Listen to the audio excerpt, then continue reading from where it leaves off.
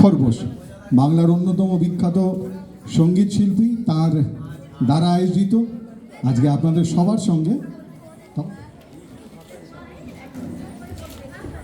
আমরা বরণ করার জন্য ডেকে নেব মঞ্চে। আমাদের অতিথিদের বরণ করে নেবেন। অনামিকাও দীর্ঘদিন রাজনৈতিকভাবে পরিবৃত রয়েছেন। উত্তরীয় দিয়ে বরণ মাননীয় শ্রী তাপস চট্টোপাধ্যায়, বিধায়ক, রাজারহাট নিউ টাউন বিধানসভা, এবং সেই সঙ্গে সঙ্গে একজন সংস্কৃতি প্রেমী, শিল্পর পৃষ্ঠপোষক এবং একজন বিশেষ জনপ্রিয় সমাজসেবী শ্রী তাপস চট্টোপাধ্যায়। আমাদের জীবনযাত্রার সঙ্গে তিনি যারা নিজেদেরকে ছাপিয়ে যান তাদের অন্যতম যে প্রতিবিম্ব তৈরি হয়, সেখানে তাপস চট্টোপাধ্যায়রা থেকে যান নিঃসংকোচে, নিঃশব্দে, জনপ্রিয়তার সঙ্গে। তার হাতে তার একটি অসাধারণ স্মারক তুলে দিচ্ছেন আমাদের শঙ্কর আবাসন এক্সটেনশন ডেভেলপমেন্ট পরিষদের পক্ষ থেকে আমাদের যারা সদস্যরা রয়েছেন। এরপর অনামিকাকে বরণ করে নেওয়ার জন্য বলবো। অনামিকা সাহা রয়েছেন আমাদের সঙ্গে, তাকে বরণ করে নিচ্ছেন আজকের এই অনুষ্ঠানের আয়োজকদের পক্ষ থেকে। এবং সেই সঙ্গে সঙ্গে আপনাদের জানাই যে এরপরেও কিন্তু আরও অনেক চমক আপনাদের জন্য অপেক্ষা করছে। বিখ্যাত শিল্পীরা এসছেন শুধুমাত্র আপনাদের গান শোনাবেন, এবং তাদের সত্যি সত্যি দেখা পাওয়া খুব ভাগ্যের ব্যাপার। একসঙ্গে এতগুলো রত্ন একটি মালাতে, আর তার মধ্যে বৈদুর্যমণি শ্রী তাপস চট্টোপাধ্যায়। আমি আর দেরি করব না, দাদাকে অনুরোধ করব আপনাদের শুভেচ্ছা জানাতে। সঞ্চালনা করছেন অমিতাভ, আমার অত্যন্ত স্নেহের। রাজারহাটে আমরা বলি বীরেন্দ্র কৃষ্ণর ভদ্রের গলা ছাড়া যেমন মহালয়া মানায় না, অমিতাভ বচ্চনের আমি খুব তার ফ্যান, কিন্তু ভারতবর্ষের সব মানুষ তার কণ্ঠের জন্য বিখ্যাত। সত্যজিৎ রায় বলেছিলেন যে অমিতাভ বচ্চনের কণ্ঠ, তো আমাদের অমিতাভর কণ্ঠ ছাড়া রাজারহাটে কোনো অনুষ্ঠান হতে পারে না। বীরেন্দ্র কৃষ্ণ ভদ্রের গলা ছাড়া মহালয়া হতে পারে না, অমিতাভর গলা ছাড়া কোনো ফাংশন হতে পারে না। এবং অমিতাভ আমাদের সম্বন্ধে সবটা এমনভাবে বলে, নিজেদেরকে একটুখানি খুব হিরো হিরো মনে হয়। যতক্ষণই না ততক্ষণই এত সুন্দরভাবে বলে এইটা একটা সুন্দর। আমার সঙ্গে আছেন আমার অত্যন্ত আমার সহকর্মী অনামিকা সাহা, এবং আমাদের শঙ্কর মানে আবাসন এক্সটেনশন ডেভেলপমেন্ট পরিষদের সত্ত্বেও সমস্ত কর্মকর্তারা যারা আমার বাড়িতে গেছিলেন, আন্তরিকভাবে আমন্ত্রণ জানিয়েছিলেন। আজকে শিশু দিবস, আমরা জানেন সেই দিবসে পালন করতে। এছাড়া আমি যেহেতু আমার ব্যাপক পরিমাণে গ্রাম আছে, আর যাত্রাপালা গ্রাম থেকে যাত্রা উঠে গেছে, এই যাত্রাপালা 4 দিনব্যাপী যাত্রাপালা, সেখানে একটা আকন্দ কিশোরী গ্রামে সেই যাত্রাপালার শুভ সূচনা করতে গেছিলাম।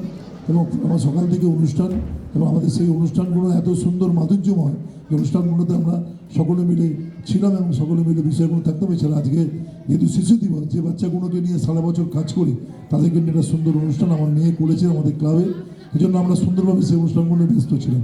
এখন আপনাদের ফাংশান আমি ভয় পাচ্ছি কি বলবো, কারণ দেখুন আমার এখনও বয়স যাই হোক, দীর্ঘদিন এমএলএ থাকার ইচ্ছে আছে, এটা না বলে কোনো উপায় নেই।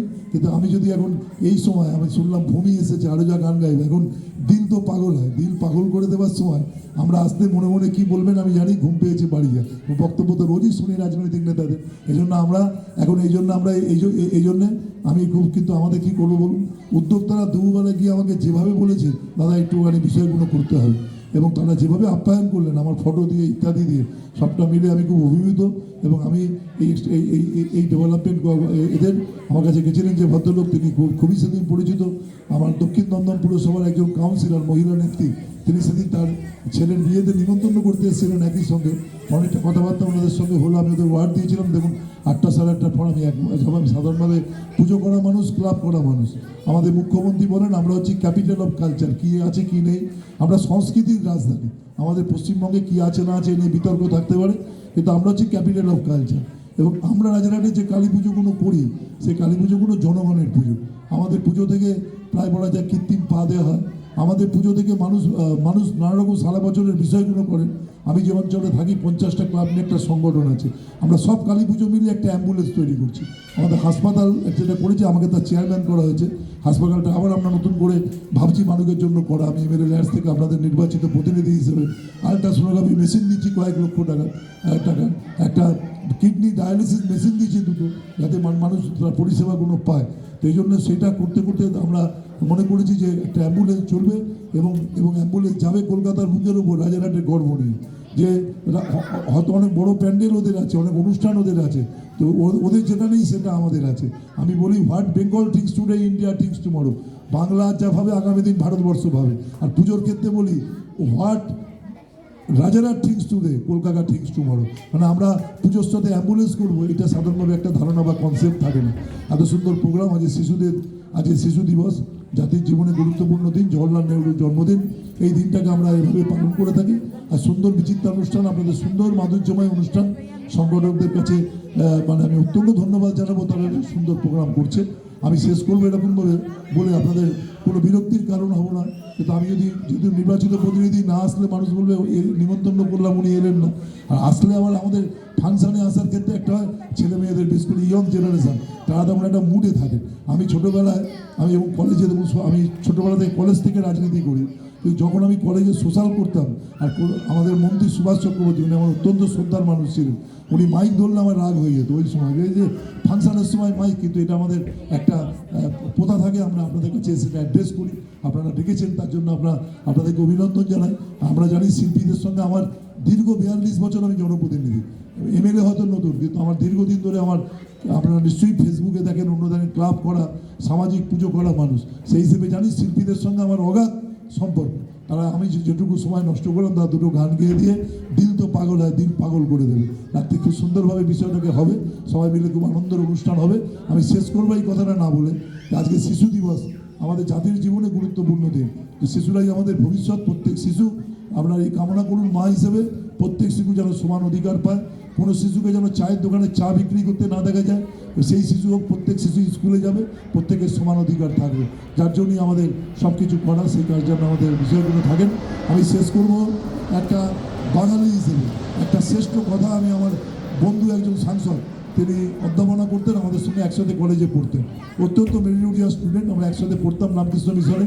তারপর কলেজ জীবন শুরু, আমি রাজনীতিতে চলে যাই। সে ছেলেটি রাজনীতিকে থাকেন না, কিন্তু আমার সঙ্গে তার দারুণভাবে সক্ষতা, আমার অনেক কিছু তিনি করতেন। তিনি একটি গল্প বলেছিলেন পার্লামেন্টের মেম্বার হিসেবে আমার কাছে, যে কলকাতা জানেন দিল্লিতে একটা অধিবেশন চলছে। সাধারণভাবে কি আমরা বিধানসভার মেম্বার হয়, স্পিকার যখন আমাদের থামিয়ে দেয়, আমাদের থেমে যেতে হয়। অধিবেশন বন্ধ করে দিলে বন্ধ হয়ে যায়। তেমন একটা অধিবেশন চলছিল, সেই অধিবেশনে আমাদের মানে কিছুক্ষণের জন্য উনি বন্ধ করেছিলেন। সব 42 জন এমপি এক জায়গায় বসে চা খাচ্ছিলেন। যদি কেউ পার্লামেন্টে গিয়ে থাকেন, লনে চা খাচ্ছিলেন। হঠাৎ একজন উত্তরপ্রদেশের এমপি, আমাদের 42 জন এমপি সব দলের একসঙ্গে বসে, কারণ আমরা যখন যত ঝগড়াঝাড়ি করি না কেন, যখন বিধানসভায় যাই কি লোকসভায় যাই, পার্সোনাল সম্পর্ক কারোর সাথে কারো খারাপ না, দেখলে আপনি বুঝবেনই না। টিভিতে যা দেখেন তা ওখানে সম্ভব না। ওই যখন আমার পারফরমেন্স হয় তখন আমার বিষয় হয়। তো তখন দেখবেন, তখন উত্তরপ্রদেশের একজন এমপি আমাদের এমপিদের থেকে টিটকিরি মেরে বললেন, আরে তোমরা 42 জন এক হলে কী হবে, কোনোদিন প্রধানমন্ত্রী হবে না। তো 10 মিনিট পর আমাদের সব এমপিদের, বাঙালি এমপিদের মনের মধ্যে একটা বাঙালি অভিমান জাগলো। সবাই কানে কানে কথা বললো। তাদের বিজেপির এমপিও ছিল, বামফ্রন্টের এমপিও ছিল, তৃণমূলের এমপিও ছিল, পশ্চিমবঙ্গ থেকে নির্বাচিত 42 জন সাংসদ সব দলের কানে কানে কথা বলে ওই উত্তরপ্রদেশের এমপিকে 10 মিনিট বাদে ডাকলো, ডেকে বললো, ভাই শোনো, আমরা বাঙালি অত্যন্ত অতিথি পরায়ণ, এসছো এক কাপ চা খাও, কিন্তু মনে রাখো আমরা যা করে রেখেছি তার জন্য আমাদের উঠতে হয়, বসতে হয়। বলে কী করে রেখেছো? বলে আমাদের পার্লামেন্ট শুরু হয় জাতীয় সঙ্গীত দিয়ে, সেটা রচনা করেছেন রবীন্দ্রনাথ ঠাকুর। বলে ভাই এক থাপ্পড় মারলে, বলে আর এক থাপ্পড় খাওয়ার জন্য রেডি থাকো। পাশের রাষ্ট্র বাংলাদেশ, তার জাতীয় সঙ্গীত রচনা করেছেন রবীন্দ্রনাথ ঠাকুর। বলে ভাই 2 থাপ্পড় মারলে, বলে দুটো গালের বেশি 3টে পিঠটা পেটে দাও। পাশের রাষ্ট্র শ্রীলঙ্কা, তারও জাতীয় সঙ্গীত রচনা করেছেন রবীন্দ্রনাথ ঠাকুর। আমি বলবো এটার জন্য একটু হাততালি দিন বাঙালি হিসেবে। যা অনুষ্ঠান দেখবেন আমরা বাঙালি। হতে পারে আমি একটা দলকে করি, আপনি হয়তো কোনো দলকে করেন না, তো এক জায়গায় বাঙালি আইডেন্টিটি, আমরা মনে রাখুন বাঙালি আইডেন্টিটি। আমাদের একটা 3টে রাষ্ট্রের জাতীয় সঙ্গীত রচনা করেছেন, শেক্সপিয়ারও করেননি, কেউ করেনি।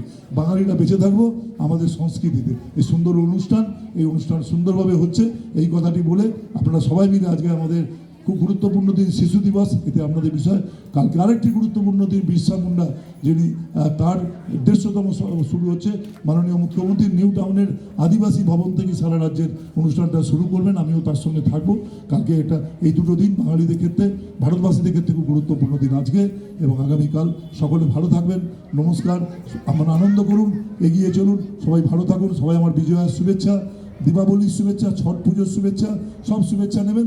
অ্যাডভান্স আপনাদেরকে নতুন বছর অগ্রিম শুভেচ্ছা দিলাম। এখানে যারা বসে আছেন আমরা উপরওয়ালার কাছে কামনা করি সবাই যেন আমরা জীবিত অবস্থায় যেন সামনে 2025-এ সবাই যেন মিলিত হতে পারি। নমস্কার, ভালো থাকবেন, ধন্যবাদ।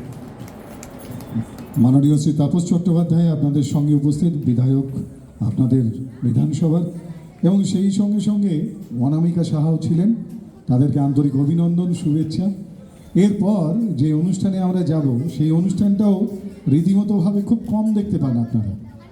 বলা হয় যে একটি বাদ্যযন্ত্র, যে বাদ্যযন্ত্র মানে আমাদের ভেতরের যন্ত্রণাকে, কষ্টকে যেন নিংড়ে বার করে আনে, তার সেই সুর আমাদের মেদুরতায় মনের ভেতরে হিল্লোল তোলে কিংবা যন্ত্রণার উপশম ঘটায়।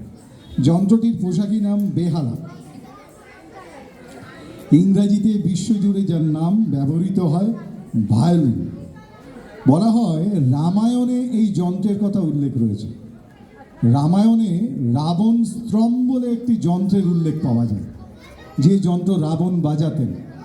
সেই যন্ত্রর পরবর্তীকালের রূপ বোধ হয় বেহালা, এটা অনেকেই বলে থাকেন। এই প্রসঙ্গে বলে রাখি, পারস্য, আরব ঘুরে, ইউরোপ ঘুরে আজ থেকে 500 বছর বা 400 বছর আগে এই ভায়োলিন নামক যন্ত্র, ভাইল নামক একটা যন্ত্র থেকে তার পরবর্তী রূপ তৈরি হয়।